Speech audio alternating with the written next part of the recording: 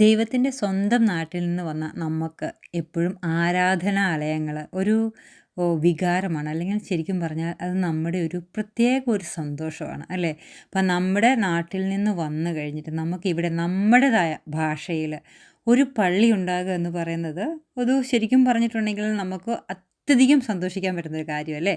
അപ്പം മെൽബണിൽ വന്നിട്ട് നമ്മുടെ സ്വന്തമായിട്ടൊരു പള്ളിയുള്ളപ്പോൾ അത് കാണാണ്ട് പോകുന്നത് എങ്ങനെയാണ്.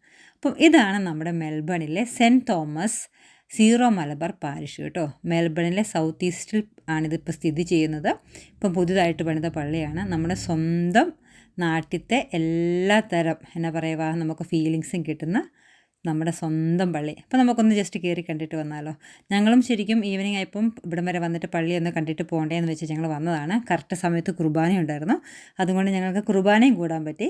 ഇതിൻ്റെ ആൾക്കാരുടെ പ്രത്യേകത എന്ന് പറഞ്ഞിട്ടുണ്ടെങ്കിൽ നമ്മുടെ ബാംഗ്ലൂരിൽ നിന്ന് വന്ന് 3 മാസം ഇവിടെ നിന്ന് അവിടെ നിന്നിട്ട് ഇവിടെ തന്നെ താമസിച്ച് വരച്ചെടുത്ത ഒരു ആൾക്കാരെയാണ് കേട്ടോ.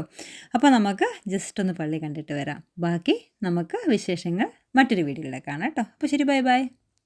പാടിടുവിൻ സർവ്വരും ഒന്നായി പാടിടുവിൻ.